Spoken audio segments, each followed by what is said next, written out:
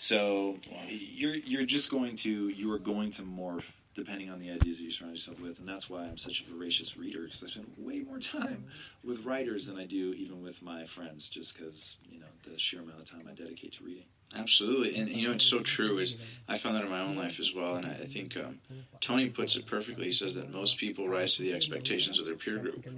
They did a study and they found that most veterans that serve in the military, that by the time they come back, a lot of them deal with PTSD and stress and depression, all kinds of issues like that, finding that the strongest point in their life or their career was actually when they were in the service. And it's because they felt a sense of purpose, a sense of camaraderie, a sense of standards. And they come back to civilian life, and it's just, they just show up.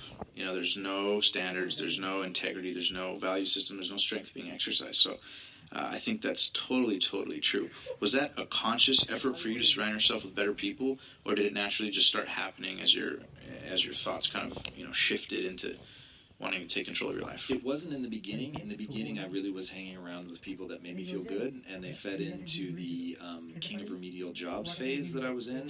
I wanted people that looked up to me. I wanted people that I was in my chosen craft that I was better than. I wanted people that made me feel like I'd sort of already made it. And that's just like death. Like, absolutely. Doing that is so stupid. And if I could go back in time and challenge myself and put me around people that like blew me away, but people who were better than me really made me feel insecure, and that insecurity really did eat at my ability to perform. So it's actually pretty interesting, because you do have to find that balance.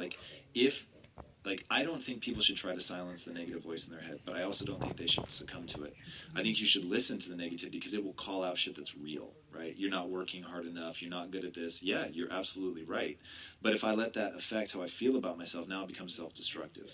So that voice has got to be like that voice of clarity. It's got to be the, oh shit, okay, that's the thing I need to work on. Got it. It's got to be a counselor, not a jailer. Yeah. Exactly. So, so in the beginning, no, and then as I started pursuing a real goal-driven path, then I realized I need to be around people that can help me achieve that goal.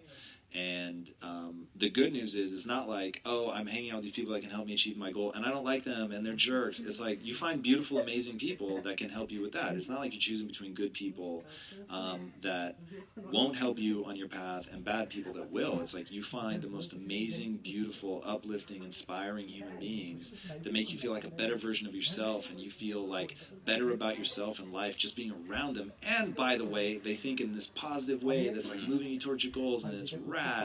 So that was the shift. And then it was like, once you get that first taste of, whoa, this person is making me a better version of myself, like I want to be around other people like this, and I want to be that for somebody else. Like, I want to light them on fire and be like, yo, you can do this, like we got this. And that fits so well with my natural personality of, I love seeing other people win. So it was such a sketchy place for me to be, where it was like, I felt bad about myself if they were better than me, but yet I wanted them to win. It was like, super weird.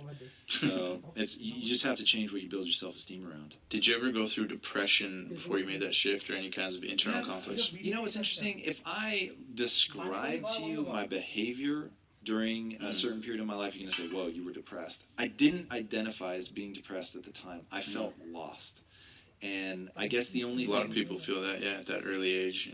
Yeah, the only thing that maybe I would say is the reason it didn't feel like depression to me was I wasn't unhappy. I just felt like I don't know how to get where I want to be. Like, I just don't understand. Like, I feel...